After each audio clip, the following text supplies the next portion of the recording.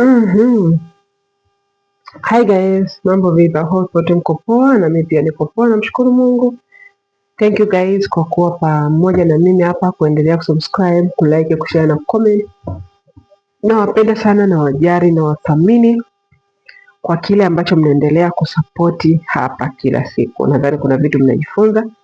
So please guys, kwa wale ambao mnapata faida ya hichi ninachofundisha hapa, basi msiwe mnaangalia tu pasipo kusubscribe. Kwa wewe ambao unajua mimi naangalia tu, lakini sijabonyeza neno subscribe. Sawa. Kuna baridi kuona kutani, mwili kama uko mkavu fulani. Jamani, kuna hoja ya kaka mmoja au baba mmoja aliniambia, au seme ameniambia, kuna changamoto ya wadada wengi wakisha kufika umani, wale ambao ni wanandoa, wakisha kufika umani wanawasaliti waume zao. Wanawasaliti waume zao vipi? Wanawasaliti waume zao kwenye kitendo cha, kwenye upande wa pesa. Yaani akisha kujua yeye, mimi nina pesa, au mimi tayari nimewini, niko huko, niko kazini, napata pesa kila mwezi, tayari yule mwanamume anaanza kumdhalau, na waliokuwa wengi wanaomba taraka kabisa. Nakwambia mimi naomba taraka, kama vipi, wachane na mimi, uanze maisha yako. Na kuna wengine inasemekana wale wanaume amemshughulikia, gharama zote amezilipa mwenyewe, amemsaidia kumtengenezea passport na kila kitu, amemsupport na amekubali yeye kuondoka, kumwachia watoto, kuwa mke wangu nenda katafute ili tuje tule matunda sisi na watoto wetu. Lakini yule msichana akifika kazini anabadilika, hataki tena mawasiliano na yule mume, au anakuwa yeye ndio yuko juu kuliko yule mwanamume, kutoka yule mwanamume yuko chini, hana maamuzi. Kwa sababu gani? Njuruku hana pesa, hana pesa, kwa hiyo hana kauli. Akiongea kitu tu, bwana kama vipi, tafuta mwanamke mwingine, mimi niko huku, nitakaa miaka mingi, kama vipi mimi nakuruhusu uoe. Yule mwanaume anajiuliza, niruhusu nioe? Mbona ulivyoondoka hapa hatukubaliana hivyo, kwa kufika huko pengine utakaa hiyo miaka miwili, mimi huko nitashindwa kusubiri, kwa hiyo nitafute mke mwingine. Mbona hukuniambia? Unavyoweza mwenyewe, ukitaka kuoa sawa, ukitaka kubaki hivyo nisubiri sawa, vyovyote sawa tu, watoto wangu mama yangu atalea au dada yangu atalea. Kinachowapa kiburi ni nini? Njoo kunarudia tena pesa, kwa sababu tayari kashapata pesa, ana kauli zote.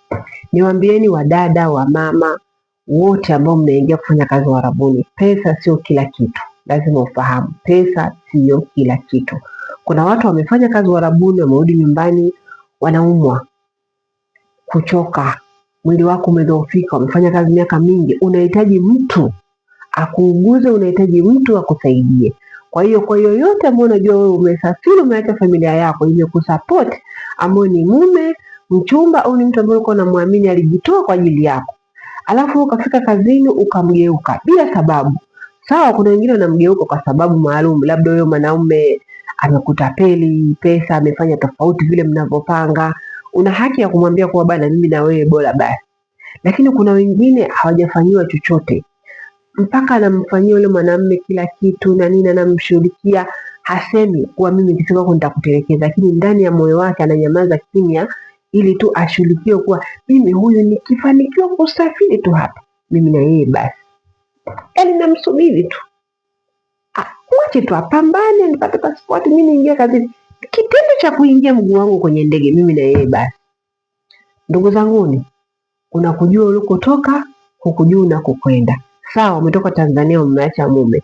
Tena kuna wengine unakuta yule ni mume, yani wamezaa na watoto kabisa, tofauti na yule ambaye alikuwa ni mwanaume wake tu wa kawaida. Unaweza ukasema hata siku yote labda mimi nakulipa ile gharama yako ambayo ulinifanyia, unaweza kufanya. Lakini yule ambaye umezaa naye watoto, kumbuka wewe ni mumeo, na kama ni kweli mtu amekufanyia kwa wema wake wote, alafu wewe ukafika kazini ukaanza kumgeuka, wakati yeye alikuwa na nia safi kabisa kukusafirisha au kukupa ile opportunity kukuruhusu, alafu ukamgeuka, ndugu yangu, laana ipo. Yule mtu akisikitika, unaweza ukashangaa wewe pesa zako unafanya kazi, ukashangaa unaanza kukutana yale relationship ya mtandaoni huko, unakutana na mwanamume huyu anakupiga, yeye unakutana na mwanamume huyu anakupiga, yeye unakutana yaani unajikuta wewe una wapenzi uliokutana nao baada ya kuachana na yule mumeo, sasa hawana idadi na wote wamekuja kipesa tu. Kwa hiyo kwa yoyote ambaye anajua mimi nimeacha familia, tafadhali msio mnawageuka waume zenu, msiwageuke. Pale anapokosea muite kikao, na maanisha iite familia yenu. Familia ya mwanaume kama unaijua mlishakutana, waite wamkalishe chini. Familia yako waite wamkalishe chini pale anapokosea. Ukigundua kwenye respect ya pesa hana, ili msigombane, mpe kile kiasi kinachomfaa. Unamjua mumeo tangu unaishi nao. Mimi mume wangu nikimpa pesa hajuagi kutumia. Mimi nilikuwa ndo benki yake ambaye natunza pesa ndani ya nyumba. Mwenzangu huwa hajui kutunza. Mwekee pesa ambayo unajua hii ndio inamfaa. Kama ni ya watoto ni ile kiasi tu basi, iliyokuwa nyingi tunza mwenyewe. Kwa ajili gani? Kutengeneza yale mahusiano baina yako wewe na yeye, msigombane au mkaja kugombana kwa ajili ya nini? Pesa. Kaonekana huyu kashasafiri kafika huko bwana, wanawake wakisha kupata hela hawana hivi na hivi. Wadada, wamama, ndugu zangu wote, mabinti, mwanamke bila mume hujaheshimika. Mwanamke bila mwanaume hujawa mwanamke. Hiyo lazima tukubaliane. Ile ya kuambiwa sijui 50 kwa 50, wanaume 50, wanawake 50, hicho kitu sio kweli. Sio kweli kabisa. Tumezaliwa na wanaume, tuna baba zetu. Kwa hiyo ile heshima ya mwanaume iendelee pale pale. Umeondoka na huyu mtu, umeachana naye vizuri, asitokee mtu mwingine akakudonga. Hata kama unashangaa mume yuko busy, hakupi wakati. Unajua mtu akiwa Arabuni anapenda ile attention. Sio anapenda, inambidi anataka ile attention. Akimaliza kazi acha naye apige story, acheke nini na nini. Sasa unakuta kuna hivyo vijamaa hivyo vinajua kabisa watu wakiwa Arabuni wao wanataka attention online. Anakuwekea banda huyo, muda wote ukimpigia tu yupo, ukiwa online tu huyo, yaani anakukeshesha mpaka alfajiri, anachukua attention hata ile ya mumeo. Unaanza kumuona mume wangu mwenyewe hana muda, yani hanitafuti, mume wangu nimtafuta yuko busy, mume wangu sijui kifanya hivi na hivi, yani unajikuta mnaachana. Unajikuta unamwambia bwana, bora mimi na wewe basi. Msifike huko, tusionekane kina mama tukipata pesa tunakengeuka. Tusionekane wakipata hela hawa wakipata hela hawa ni mtihani, hawa bwana hawa. Kauli hiyo tuifute. Kwa hiyo dada, wewe ambao umefanywa process na mumeo, mchumba wako au mpenzi, usivunje ile ahadi yenu. Kama kuna mipaka sehemu ambayo unajua hii sitaki nivuke ili tusigombane, usivuke huko. Ushajua huyu mtu sio mtunzaji wa pesa, usimpe pesa. Sawa, umeenda kule amekwambia kafanya kazi ili tujenge tufanye hivi. Unajua kabisa mume wangu sio mtunzaji wa pesa, unampa pesa za kujenga ndani.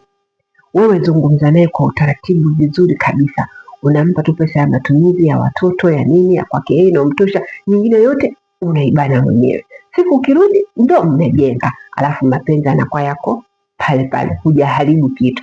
Kwa sababu hata huyo unaenda kukutana naye mpya huyo, na yeye ni mwanaume kama yule ulilomwacha. Kwa hiyo hakuna ulichokikimbia, huwezi jua yule ana mapungufu gani. Linda mapenzi yako, linda na kazi, ulinde heshima, ili uonekane huyu mwanamke akipata pesa yuko kawaida kabisa. Pesa huwa haimuendeshi, pesa anaiendesha.